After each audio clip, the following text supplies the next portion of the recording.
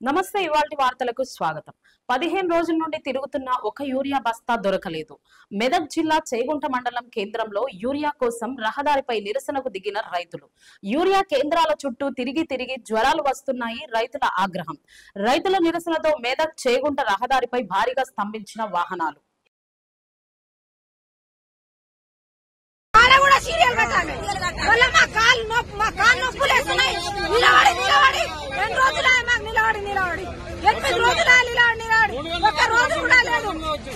కలుపు తీసి నేను ఈ మందు కోసమే తిరుగుతున్నా.